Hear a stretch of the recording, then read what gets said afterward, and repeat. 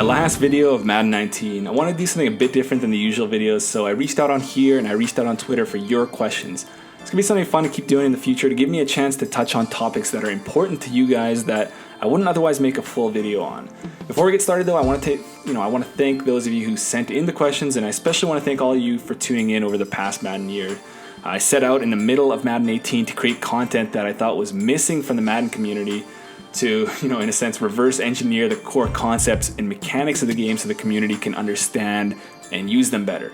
As well as to give you guys effective schemes and concepts that you wouldn't get anywhere else. So, and to actually explain why those work. So, hopefully tying back to that first point of giving you the tools and then helping you understand what's actually going on at a deeper level.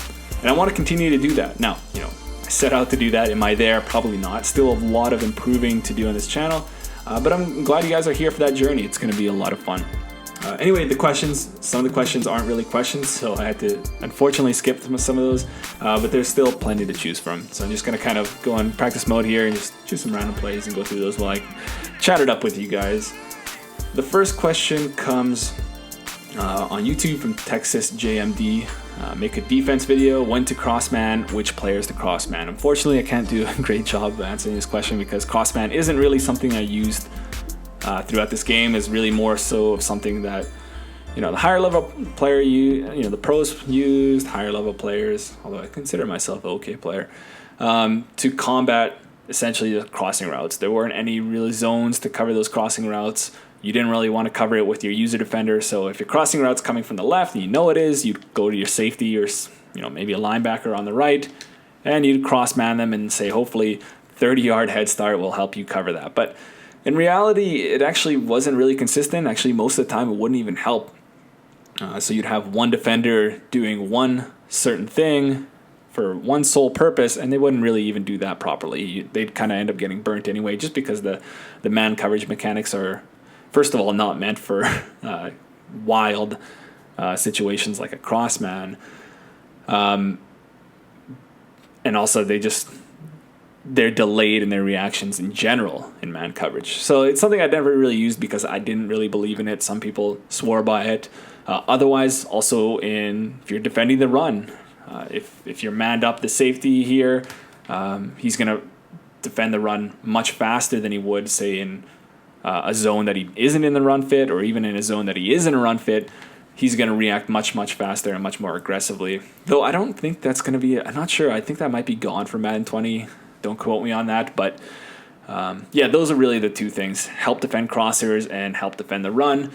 But I don't think it did a good job in the first case. And in the second case, I don't think it was really necessary because the run wasn't too strong in Madden 19 anyway. But yeah, kind of a disappointing answer, but something I wouldn't really go for. I kind of try to play a little bit more sound defense with how the actual zones or man coverage should run. But you can play around with it still just to throw it in to throw your opponent off.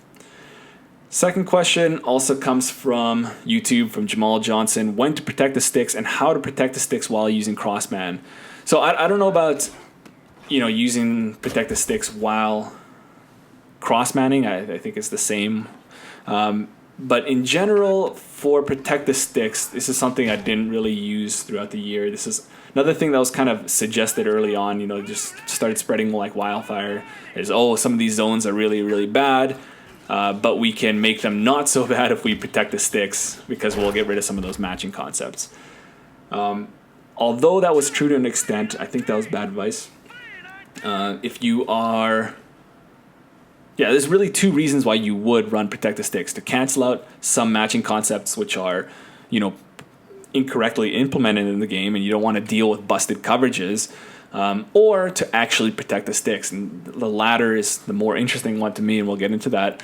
But yeah, you would say, maybe I can audible into cover 3 sky here, where if we're in a trip set, the solo side here, if you say on a comeback or some deeper route like that cornerback is going to match to him. And then if we have a crossing route coming from any one of these guys, they can cross. The free safety's not going to do anything. This guy's going to be occupied, and you're going to get him wide open on that side of the field. So easy busted coverage. Or say on this side we saw with fake screen wheel or other plays like that where the cornerback will play too aggressively. The strong side cornerback will play too aggressively inside, and then wheel routes will get open on that side. So those are kind of two things. But if you really just think about it, all you have to do to combat that is change these zones. So change him to a deep half or change him to an outside quarter, and then he's not going to play wildly like that. The reason why I wouldn't protect the sticks, for a couple of reasons. First of all, before we get into the actual purpose of protect the sticks, is first of all, cover two. Nobody actually ran protect the sticks in cover two, which is good to a certain extent. But if they did, they wouldn't bump the outside wide receivers, and you could just kind of get free all the way down here for easy scores. So I'm actually surprised I didn't see too much of that this year, and I'm kind of happy. Cover four, I don't think I have the audible here, but cover four, let's see if I can make it this kind of thing. I don't know. It's my best attempt at it. It's kind of useless to call cover four protect the stick. It's like, oh, these crazy match concepts, I want to get rid of them and just play cover four. But there's absolutely no reason to play protect the sticks cover four, because you're just losing a player. You might as well play cover three at that point, because you're essentially playing two safeties in the middle of the field when one safety in a cover three can do that no problem. He can cover the seam no problem at all. So you're losing a defender there, and then you're taking your user, and you have to cover the entire field. So using protect the sticks in cover 4 or 2 makes no sense if you want to just get rid of match concepts. Cover 3, I can see it.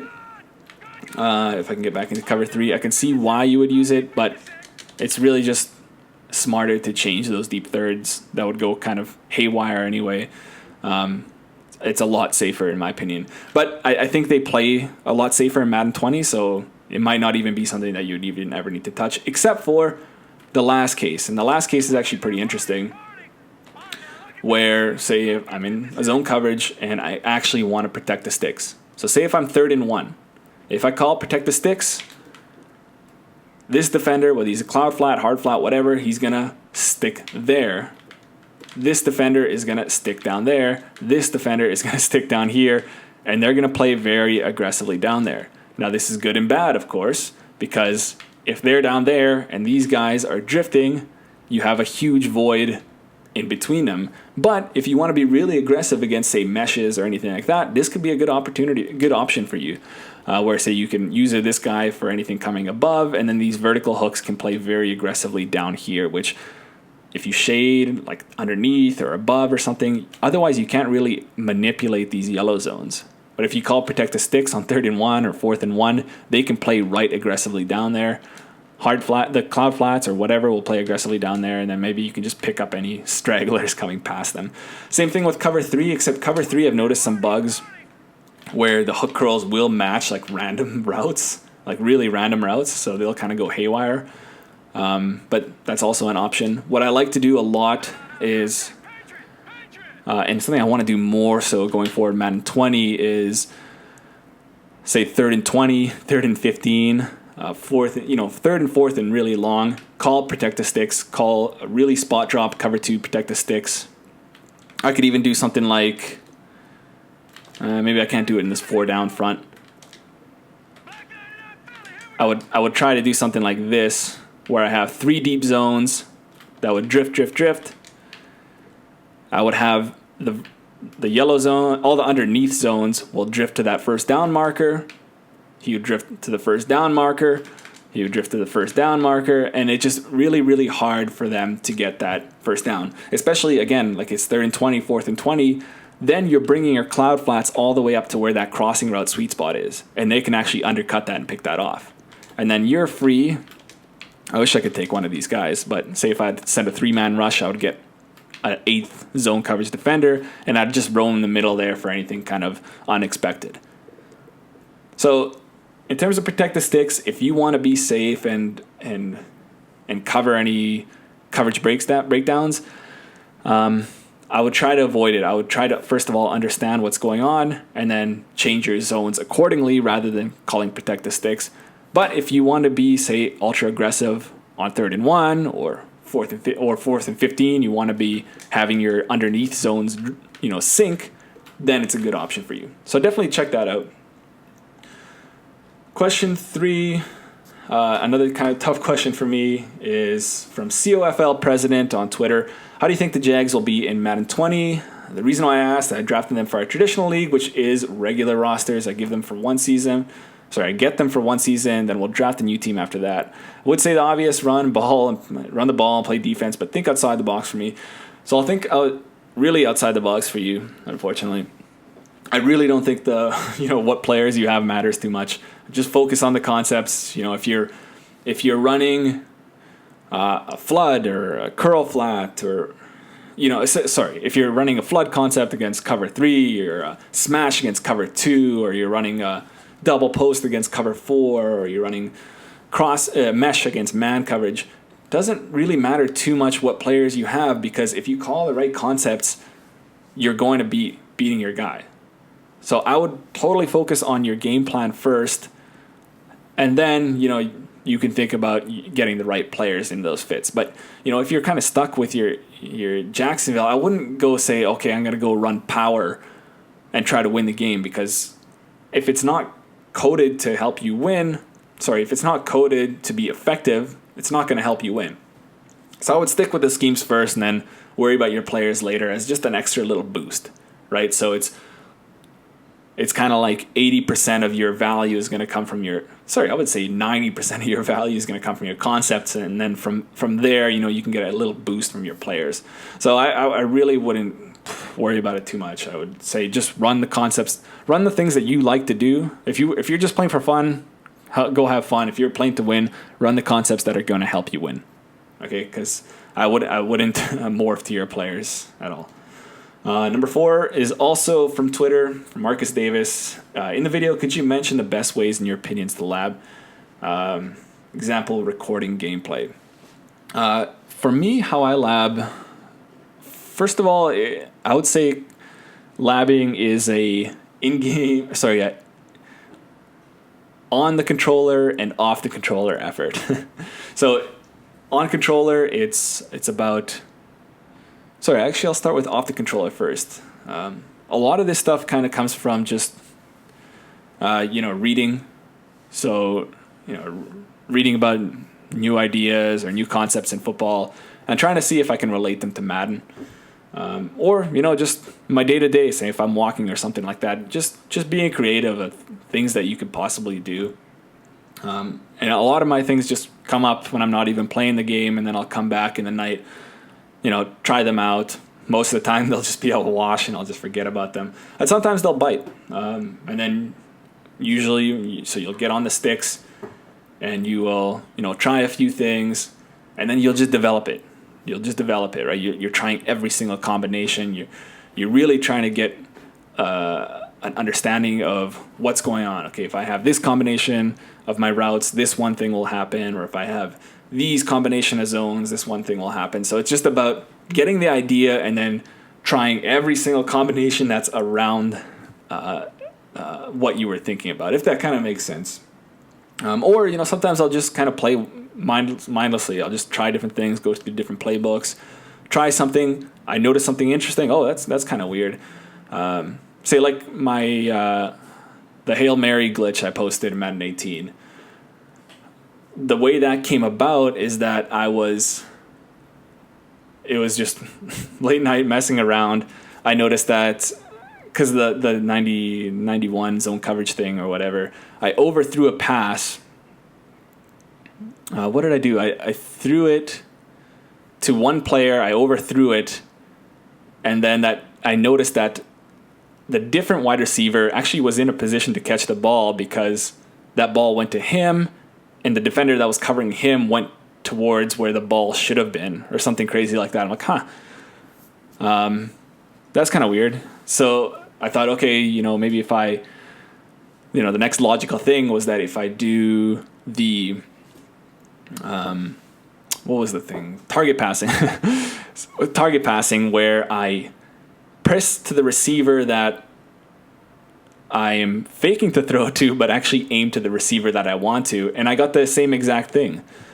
I got the same exact outcome that I wanted to. So that the defender that was covering the receiver that I wanted to throw to reacted to the receiver that I pressed. So this was, bad, some bad mechanics in the game that eventually got fixed. So he would react to that, and then the receiver that I aimed at would actually get the ball. And then I noticed, oh, that's amazing. I got that to happen. But there was something in the game that if he's not the targeted wide receiver, he's not going to catch the ball. So you could throw that and you can get perfect accuracy, but he just drops the ball. Even if he's the best wide receiver, he's just going to drop the ball. Mind you, I was able to get some really... It would happen like once in like 30 times that I try it, and I'm like, oh, okay, there's hope. There's hope that it works. Otherwise, I would just be a scrap. Randomly tried it in Hail Mary, realized that Hail Mary makes sense because you're just throwing it into an area and hoping one of those wide receivers will catch it. So Hail Mary was a offshoot, kind of an edge case where the players that you didn't target can actually catch the ball. So combining everything together, just a few last things in terms of how my routes distributed, and I put it together and it worked out. So again, really just starts off with something you think of or something you see that's interesting and just developing the hell out of it. Number 5, who your fave team? My favorite team is the New Orleans Saints. I've been following them. I've been a fan since I was, a little kid. I don't even know why. I think it was just like the first game I watched back in like 2001 or 2 or something, and I just like picked them. I think they were playing the Bills. I'm like, okay, this team looks good. I picked them.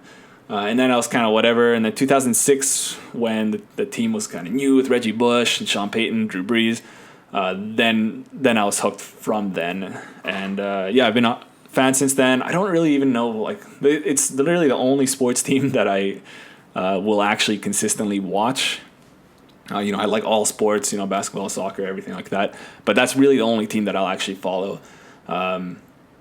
Sometimes, it feels kind of silly to me. Like, I don't know why I get so invested. I'm not from New Orleans. I'm not affecting the team or anything like that. But, I have fun. I watch all the games. Sometimes tweet about it on Twitter. So New Orleans Saints is my favorite team. How are you planning to stop RPOs in Madden 20? I made a video on that, actually. It says how to probably defend the RPO in Madden 20, so I definitely check that out. Really, the idea is I'm going to sell out on the pass, get my defense to protect the pass, and then as a user defender, I'm just going to be sorry, getting confused. As a user defender, I'm just going to be shooting gaps. And that's essentially what I'm going to do. But, that could all change. I'm definitely going to release Madden 20 videos if that does change. And I'll definitely let you guys know. Number 7. It is from YouTube. How do I get better press in man coverage? I've also done a lot of these types of videos.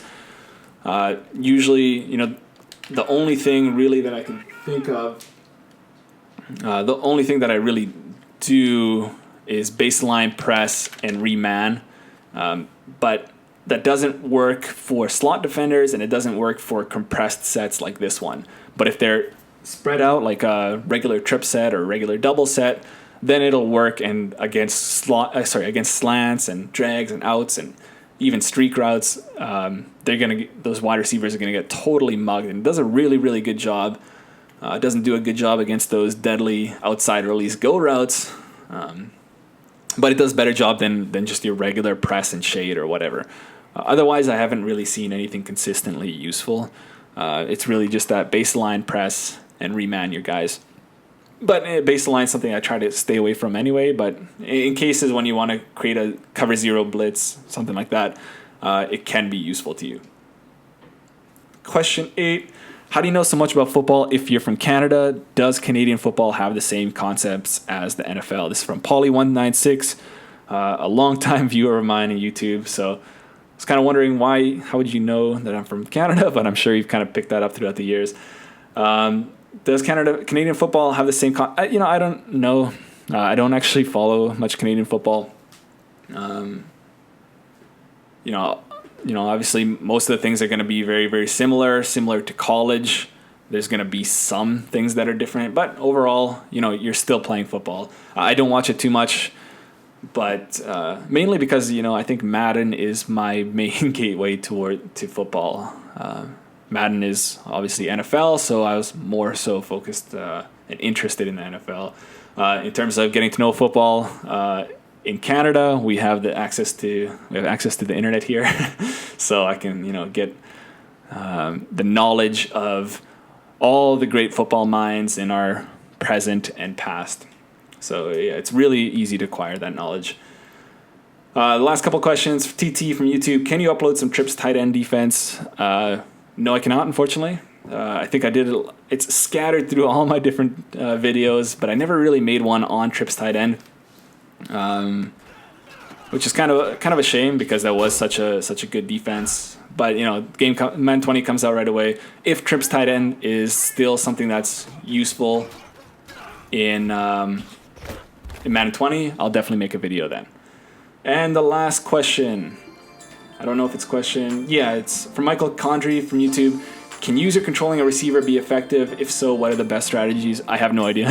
Sorry. I don't know if you're talking about mud squads or what. I've never user controlled a wide receiver, so I wouldn't know where to help you there. So maybe that's a hidden gem waiting to be unearthed.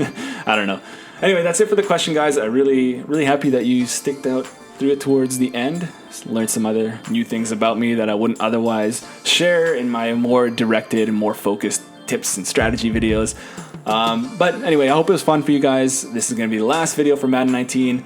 Had a little bit of fun with it. Had a lot of fun with Madden 19. Madden 20 is going to be crazy. A lot of new things. I'm going to be going hard on those first few days. Really diving deep, uncovering all the glitches and exploits, and also helping you understand the game better and helping you understand football better. So if you like this, definitely leave a like.